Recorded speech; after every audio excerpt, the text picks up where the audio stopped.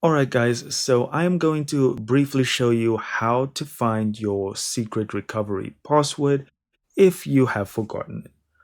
So, the first thing you want to do is click on the little account icon on the top left hand side of the screen. Mine's a little crystal ball. Now, what that'll do is put you in the settings menu. Now, in the settings menu, you want to go to security and privacy. And from here, you'll see show secret recovery phrase right at the bottom. You want to click to show the secret phrase for account one, and that'll bring up a little prompt here. And you just need to tick that you won't share your secret recovery phrase with anybody. If you do, you're liable. And there we go. It'll bring up your secret recovery phrase. You can copy it to a clipboard and save it in a text document somewhere. It's that easy.